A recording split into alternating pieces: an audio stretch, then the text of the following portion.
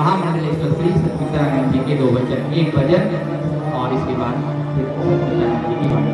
हे प्रभु मुझे बता दे चरणों में कैसे आऊं, हे प्रभु मुझे बता दे चरणों में कैसे आऊं, हे प्रभु मुझे बता दो चरणों में कैसे आऊं, माया के बंधनों से छुटकारा कैसे पाऊं, हे प्रभु मुझे बता दो।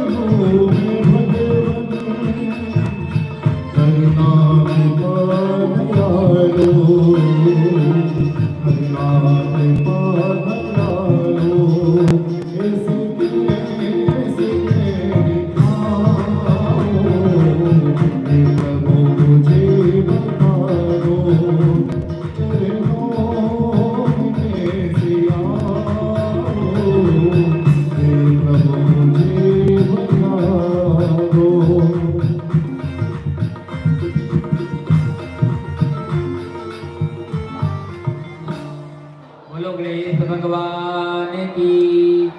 मूसक को बता दिया गया कैसे चरणों में आना है और मूसक ने गणेश को स्वीकार किया, गणेश ने मूसक को स्वीकार किया, चूहे को स्वीकार किया और उसी चूहे के बल पर भगवान ने विश्व विजय के लिए जो परिक्रमा की थी वह परिक्रमा भी जीत ली।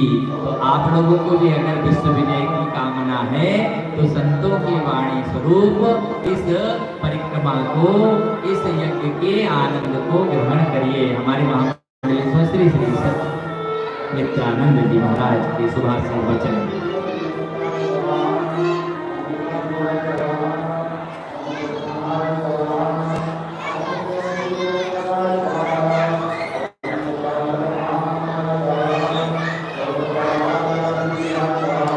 हेलो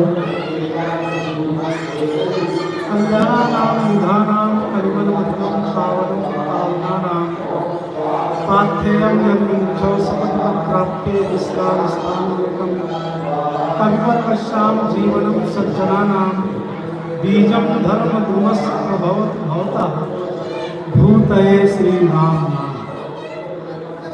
समस्त शास्त्रों में, समस्त दर्शनों में राम नाम की महिमा कही है और गोस्वामी जी लिखते हैं कि राम नाम के प्रभाव से, मंत्र के जाप से गणेश जी प्रथम पूजियत नाम प्रभाव है, इनकी प्रथम पूजा है। हम जो श्री साधु संत यहाँ परम पूज्य और मेरे हृदय स्वरूप बड़े आत्मा और आप सबके लाडले श्री भगवान जी महाराज वेदांती जी, जिनका आश्रम है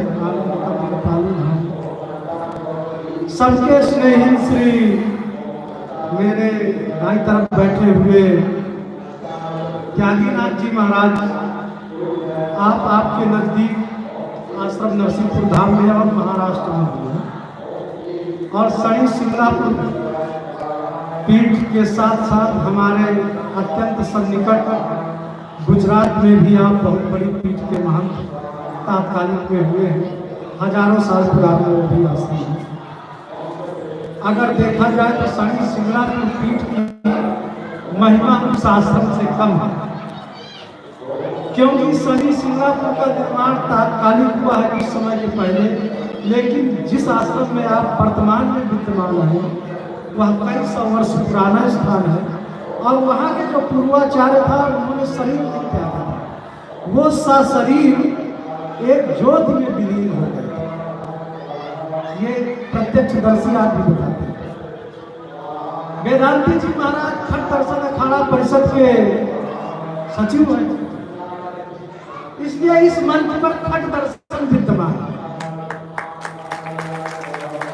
सही वैष्णव देव मुरारी जी को आप सभी लोग भली भांति परिचित हैं। आप भी हमारे ही अखाड़े से संबंधित हैं, परिवार से संबंधित हैं और एक अच्छे राजनेता भी हैं, अच्छे वक्ता प्रवक्ता भी हैं। कथा तो आप लोग सुनी नहीं, उसमें कुछ कहने सुनने की आवश्यकता नहीं है। तो मैं ज़्यादा समय नहीं लूँगा, लेकिन आप गणेश जी की मेरे मन में एक छोटी सी कथा करें आगे। नहीं पूरी हम लोग सुनने के बिल्कुल इतने पक्षधर हैं कि हम लोग को कुछ दो वचन आपका सुनने को मिले और ही सुनाइए, आगे अधूरी नहीं। तीनों भक्त जो संगीत की श्रेणी में आते हैं अमुक अमुक वाद्यों को लेकर के, और इन भाई साहब का गला की सुरम में है। यद्यपि यह कई दिनों से यहाँ पर मेहनत कर रहे हैं, तो हो सकता है कि इसमें कोई रियाज का अभाव रहा हो, लेकिन जो गायन की शैली है वो अच्छी प्रशंसनीय है, रसयुक्त है। और उसी तरह इनके दोनों संगीत बंधु हैं वाद्यकार, वह भी अपनी अपनी कला में विद्य है। फोटोग्राफर लोग जो फोटो खींच रहे हैं, ये जब खींच लेंगे, वीडियो बना देंगे, जब उसको देखा जाएगा तब उनकी अच्छाई बुराई सामने आएगी। अभी उनके विषय में कुछ नहीं कहा जा सकता है। धन्यवाद है इन माताओं का अपने विचारी गृह कार्य छोड़ करके, क्योंकि गोस्वामी कहते हैं कि सबसे बड़ा कार्य संसार में अगर कुछ है ना, तो ना तो तपस्या है, ना संगीत है, ना ये आर्ट है। गृह कारज नाना जंजाला ते अति दुर्गम शैल विशाला। ये देविया धन्यवाद की बात है कि विशाल शैल में गृह कार्य को करके और इस परम पवित्र प्राचीन माँ रूपी यज्ञशाला के द्वितीय तल पर बैठ करके भगवत कथा का रसास्वादन करती है। इसीलिए इन्हें भक्ति और शक्ति का स्वरूप है। भक्ति भी इनमें विद्यमान है और शक्ति भी इनमें विद्यमान है। तो देवियों प्रायः एक प्रश्न आता है आप सबकी तरफ से, आंदोलन में कथाकार नहीं है, कि शंकर जी तो सबके गुरु हैं, तुम त्रिभुवन गुरु वेद बखाना। सभी बड़े बड़े जो चेले थे शंकर जी के थे, परशुराम, रावण, बाणासुर, शांतन वगैरह वगैरह, इतने बड़े विद्वान होने के, जानकार होने के बावजूद शीश बहे वरदा वरदान बसो घरनु वरदा है, भान धतूरो विभूतों को कूरो निवास जहां सब लो मरदा है। ऐसा दयालु है कौन जगत में, जो रंग काम कुबेर करता है। यानी शीश में उनके गंगा बसती है, वो भी वरदान देने में सक्षम है। किसी को पेट्रोल पंप चाहिए, किसी को कुछ चाहिए, तो शीश में बहने वाली गंगा भी सारी एजेंसियां देने में सक्षम है। उसके नीचे चंद्रमा, वो भी वरदान देने में सक्षम है। 27 पत्नियों का मालिक है, निशानात कहा जाता है। तीसरे नंबर पर गले में नाग आता है, वह भी वरदान देने में सक्षम है। हमारे शास्त्र विद्वान कहते हैं प्रातःकाल अनंतम वासुकिम शेषम पद्मनाभम च शंकरम शंखपालम धत्तराष्ट्रम तच्छितम कालियम तथा एतानि नवनामानि नागानां च महात्मनः सायंकाले पठेत् नित्यं प्रातःकाले विशेषता तस्मै विषभयं नास्ति सर्वत्र विजयी भवेत्। सब जगह विजय होता है जो नागों का नाम का स्मरण करता है। शंकर भगवान को नंदी भी वरदान देने में सक्षम है। आज छोटा मोटा वरदान नंदी ही दे देता है। क्या चाहिए तुमको, राज चाहिए, ताज चाहिए, गजबान चाहिए, ये छूट नंदी को। इतना विशाल परिवार। अब वो शंकर जी को ये पता नहीं कि उनका ही बेटा है और त्रिशूल चला कर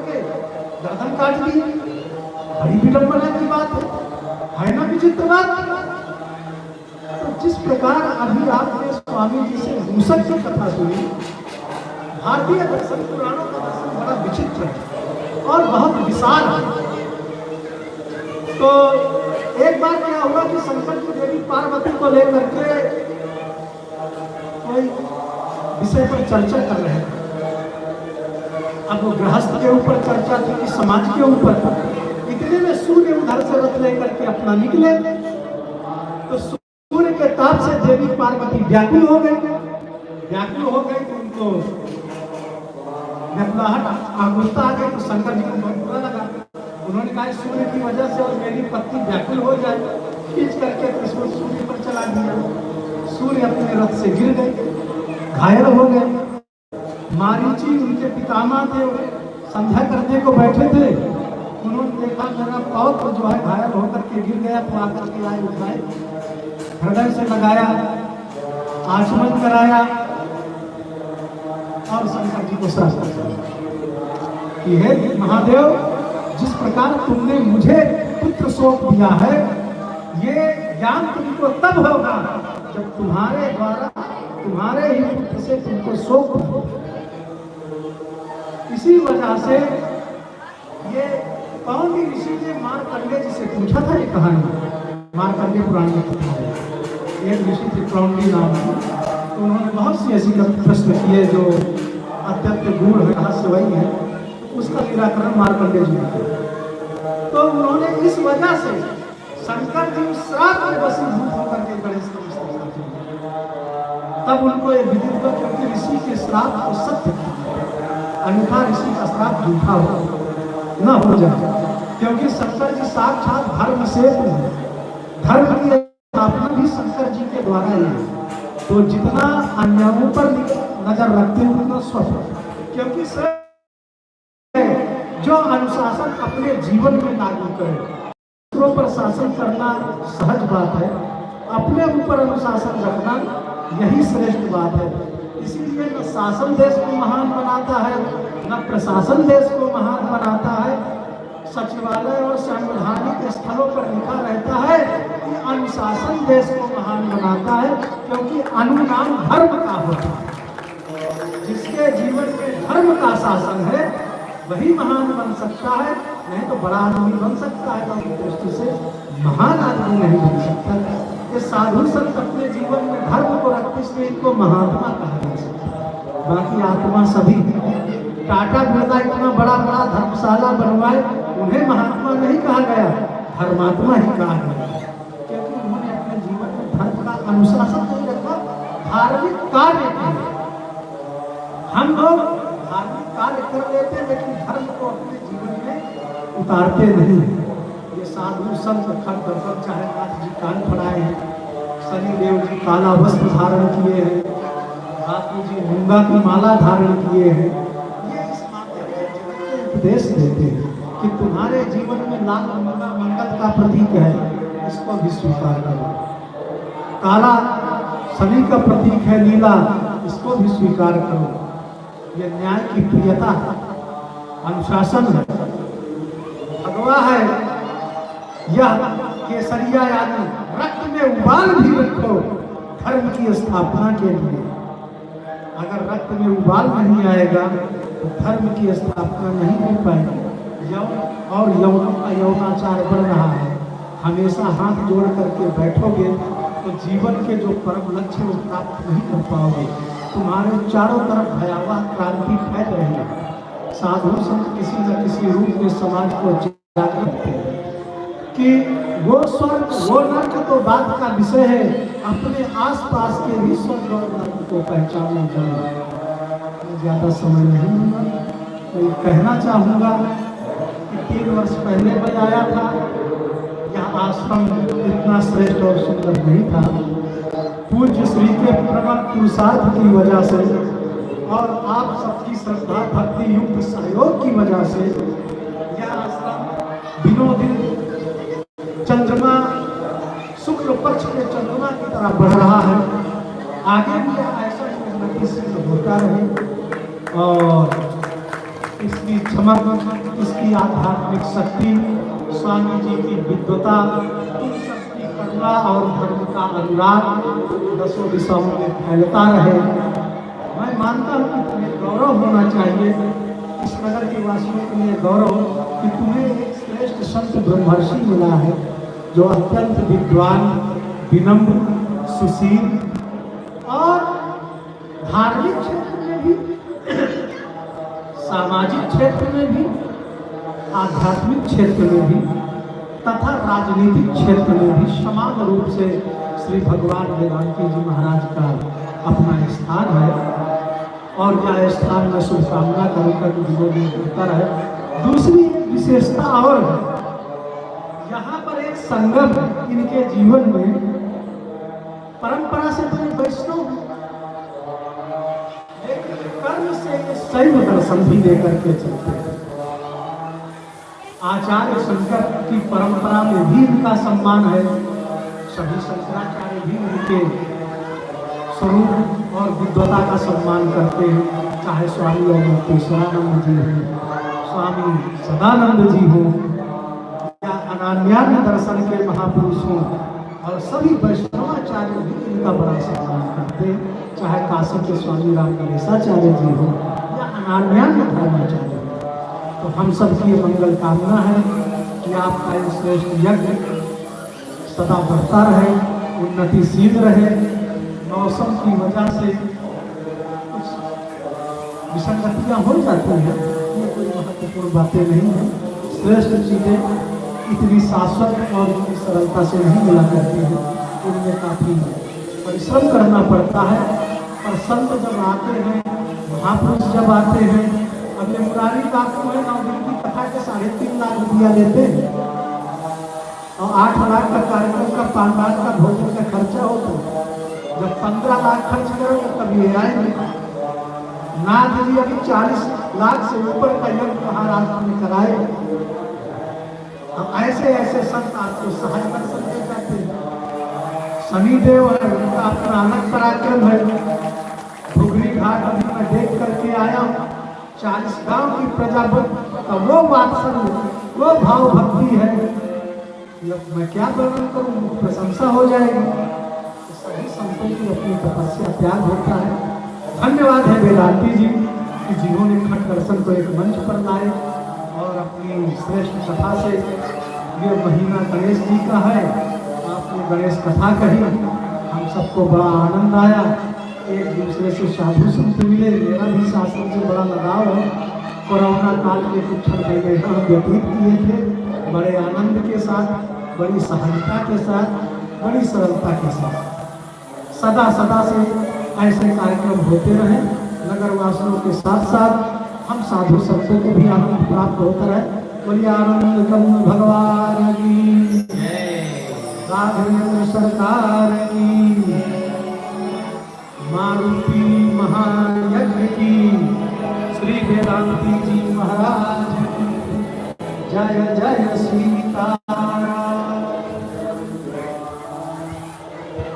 इसी क्रम में मैं चाहता हूँ कि हमारे भाई योगेश्वर श्री शनि जी महाराज 2 शब्दों से कम समय में थोड़ा हम लोग को अनुग्रहित करेंगे, क्योंकि आपका थोड़ा भी बहुत बड़ा हो जाता है। और हम सुभाषित चाहेंगे श्री त्यागीनाथ जी से कि वो भी हमें 1 मिनट का समय प्रदान कर अनुग्रहित करें।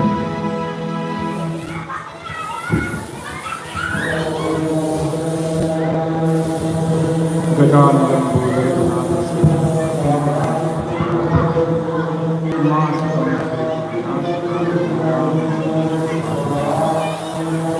आज खुशी की बात है, गणेश उत्सव चल रहा है और गणेश उत्सव में गणेश पुराण, यहाँ 10 दिन का गणेश पुराण का यहाँ वाचन यज्ञ हो रहा है। कथा व्यास भगवान वेदांती जी, महाराज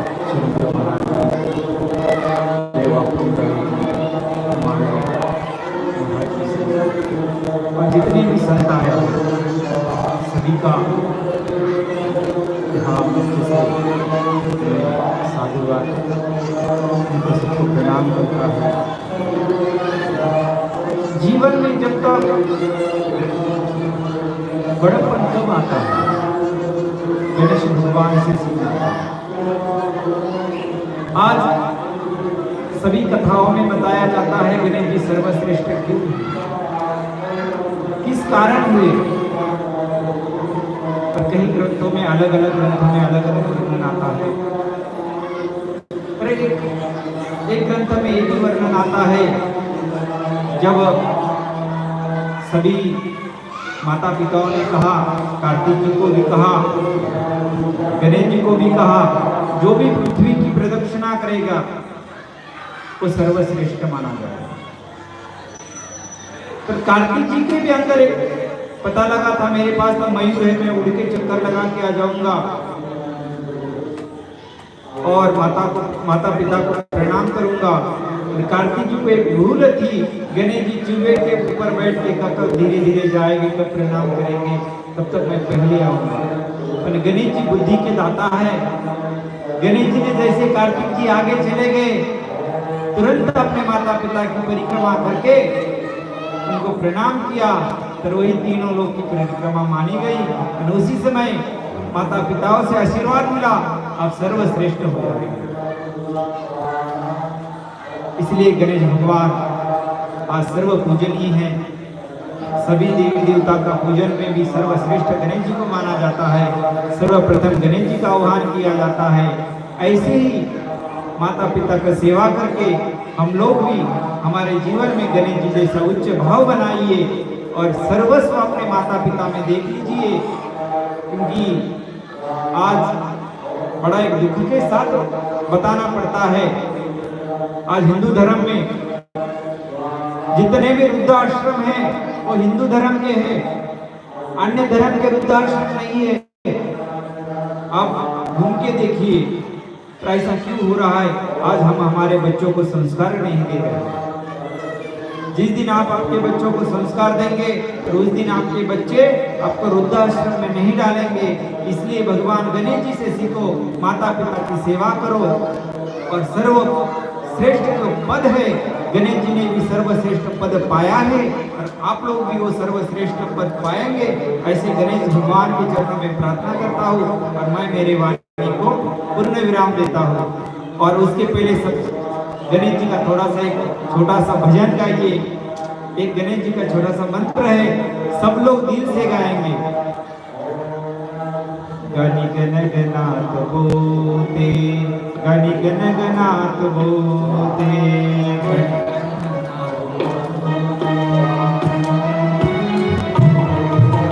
गणि गण गणात बोते, गणि गण गणात बोते, गणि गण गणात बोते, गणि गण गणात बोते, गणि गण गणात बोते,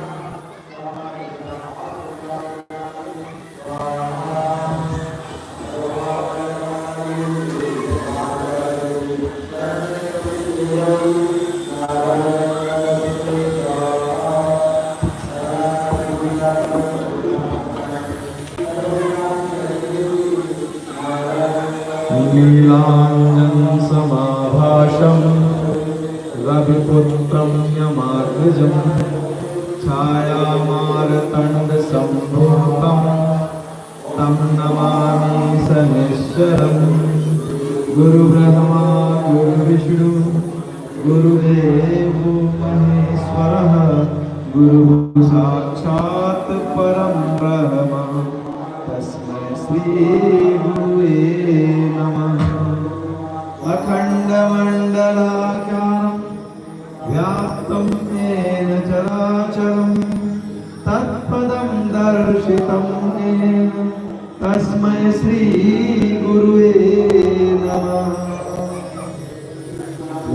बोले सदगुरुदेव भगवान की, श्री स्वामी जी महाराज की, श्री गणेश भगवान की, आनंद धाम की, यज्ञ नारायण भगवान की। पहले तो हम सभी भगवान का 1 से 2 मिनट का सुमिरन करते हैं, भगवान को प्रार्थना करते हैं कि हे भगवान, हम सभी का जीवन सफल हो। जिस भूमि पे हम लोग बैठे हैं, इस भूमि से सदैव हमें निरोग रहने का आशीर्वाद प्राप्त हो, क्योंकि संपूर्ण सृष्टि की शुद्धता और संपूर्ण सृष्टि में प्राप्ति का माध्यम केवल यज्ञ है, जो अभी नीचे चल रहा है और हम सभी ऊपर बैठे हैं। तो उस यज्ञ नारायण भगवान से प्रार्थना करते हुए अपने आराध्य देव प्रभु श्री राम जी के श्री चरणों में अर्पित करते हुए 2 बार भगवान का स्मरण करते हैं। सीताराम सीताराम सीताराम जय सीताराम,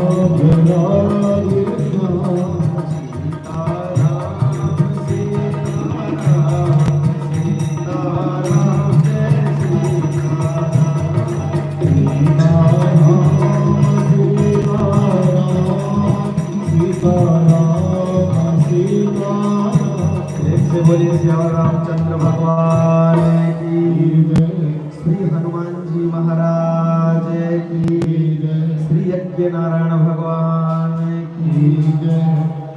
बड़ा ही यह पावन धरती है जहाँ आज श्री यज्ञ नारायण भगवान की कृपा से सरदर्शन मंडल के समस्त संत भगवान इस भूभाग्य में आकर के भगवान के श्री चरणों में अपने अपने शब्द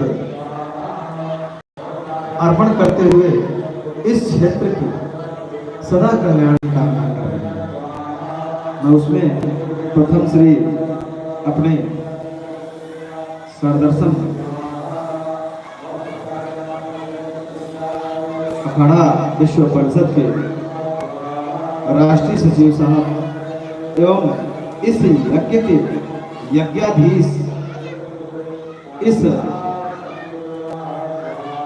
पावन आश्रम के महंत श्री भगवान वेदांती जी महाराज को भगवान के श्री चरणों से आशीर्वाद प्राप्त यही करूंगा कि हे भगवान, इनको निरंतर ऐसे ही सनातन धर्म की धर्म ध्वजा अनंत प्रदेशों और समस्त देशों में करते रहे, ऐसी हम कामना करेंगे, प्रार्थना करेंगे भगवान के श्री चरणों में, और अपने तरफ से आपको खूब खूब साधुवाद करेंगे। जय श्री राम। उसी क्रम में हमारे 22 साल पुराने मित्र जिन्होंने अभी कुछ देर पहले अपने शब्द से संबोधन करते हुए आप सभी को इस भूमि की महिमा का वर्णन किए, संत के महिमा का वर्णन किए, पूज्य श्री श्री से विभूषित श्री महंत सतमित्रानंद जी महाराज एवं हम सभी के प्यारे दुलारे संदीप दास जी महाराज, छोटा नाम सभी लोग कहते हैं, पूज्य महाराज श्री को भी खूब खूब साधुवाद। एवं इसी प्रकार हमारे बड़े पुराने मित्र श्री महंत जो नाथ संप्रदाय से हैं, योगी त्यागीनाथ जी महाराज, उनका भी खूब खूब साधुवाद। एवं हमारे बड़े पुराने मित्र श्री मुरारी बापू जी महाराज जो आज से नहीं है, बहुत सालों से हम लोग फेसबुक से तो जुड़े हैं, क्योंकि यह सबसे बड़ा माध्यम आजकल यही है, अपने फेस का बुक पर बड़ा दूर रखता है, हम लोग तो एक दूसरे को पहचान लेते हैं, पर मैंने इसे देखा है कि फोन पे तो हम बड़ा बढ़िया सुंदर फेसबुक पे लिखते हैं जी दंडवत महाराज जी, सामने मिलते हैं तो राम श्याम नहीं करते हैं, कौन मुरारी बापू पहचानते नहीं, बड़ा कष्टदायक ऐसा भी हमने देखा है। पर हम सभी ऐसे नहीं हैं, हमारी जहाँ जहाँ भी मुलाकात हुई मुरारी बापू जी महाराज से, निरंतर हम सभी उसी प्रेम से मिले जिस प्रेम से फेसबुक पे मिलते हैं। तो पूज्य महाराज श्री को भी खूब खूब साधुवाद। एवं हमारे साथ आए हुए सारे हमारे महंतगण जो महाराष्ट्र से चल के आए हैं, हमारी एक छोटा सा आश्रम है बनारस के पास में, विंध्याचल धाम के पास में, वहां से हमारे पुजारी श्री हरिदास जी महाराज एवं उपस्थित इस यज्ञ को पूरा करते हुए यज्ञ के समस्त विप्र बंधु, यज्ञ आचार्य बंधु एवं इस सुंदर यहाँ जो हम सभी को मधुर प्राप्त करा रहे हैं, ये हमारे सरकार लोग जो तीनों बैठे हुए हैं, इन लोगों का एवं समस्त इस भूभाग्य पे बैठे हुए समस्त जितने भी हैं, आप सभी का भी खूब खूब साधुवाद।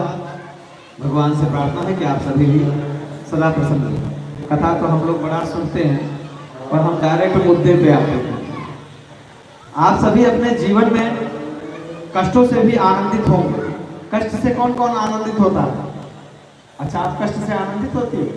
भगवान आपको कृपा करे और जल्दी कष्ट खत्म हो। मैं ढेर बढ़ने के लिए नहीं कह रहा हूँ, जल्दी खत्म हो, ऐसी मैं यज्ञ नारायण भगवान से प्रार्थना करूंगा। कहते हैं जीवन में जिसके कष्ट हो, कलयुग में महाराज श्री ने कल कथा सुनाई होगी शनि भगवान की, और हम तो रोज मिलते रहते हैं, तो आधे का 90% तो कष्ट वालों से मिलते रहते हैं और लोगों को कष्ट का उपाय हम लोग बताते रहते हैं।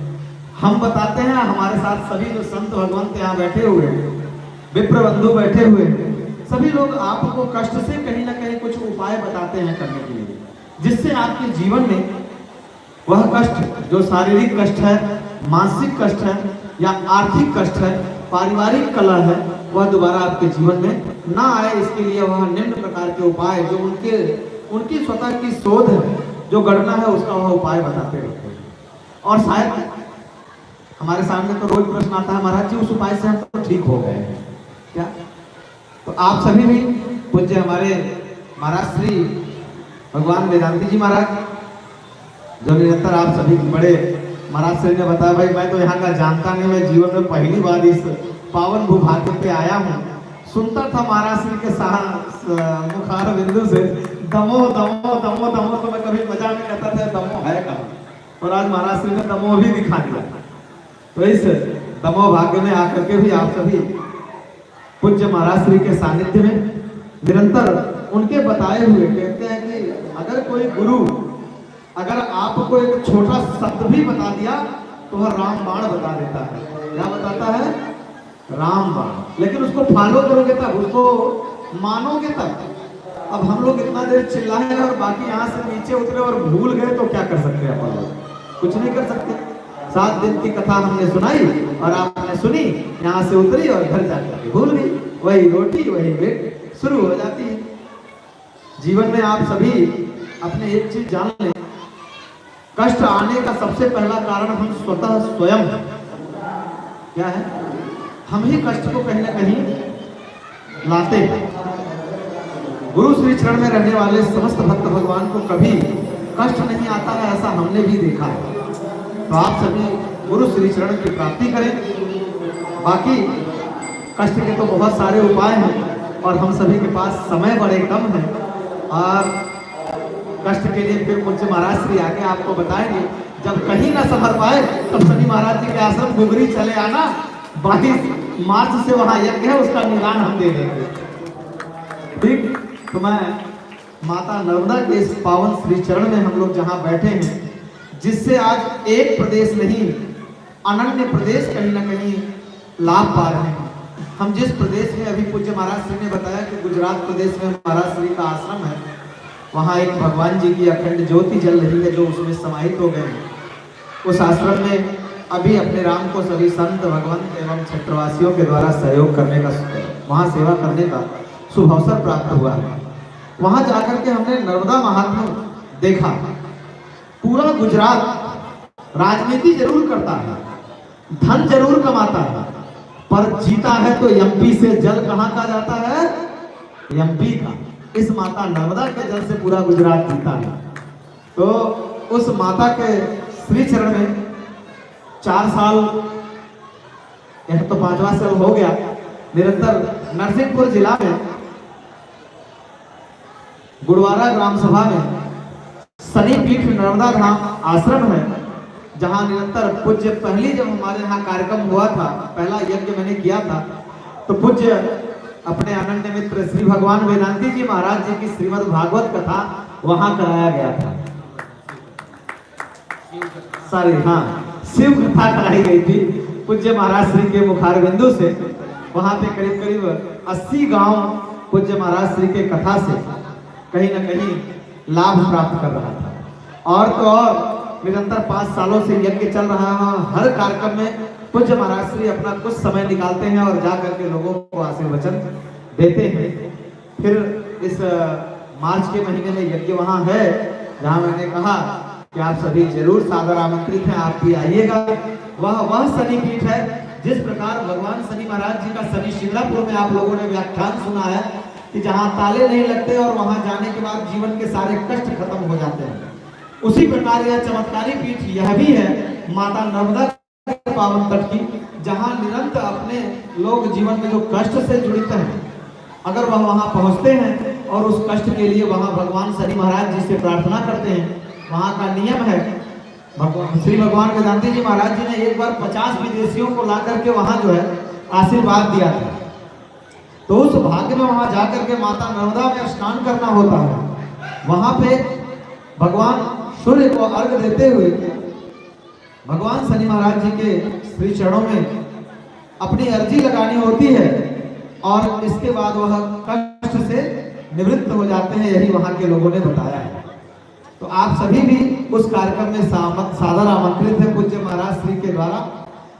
और बाकी यही अपने शब्दों को मैं विश्राम देते हुए फिर अगली बार कभी ना कभी भगवान ने चाहा तो उसी पावन भूभाग्य में हम सभी मिलेंगे।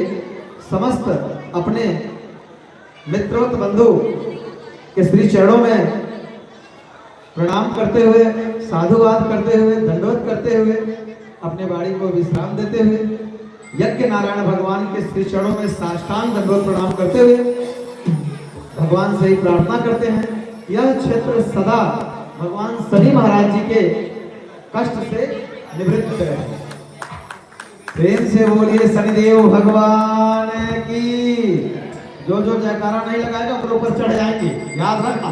प्रेम से बोलिए शनिदेव भगवान की, यज्ञ नारायण भगवान की, सनातन धर्म की, धर्म की, अधर्म का, प्राणियों में विश्व का, गौ हत्या, नमः पार्वती पते हर हर महादेव।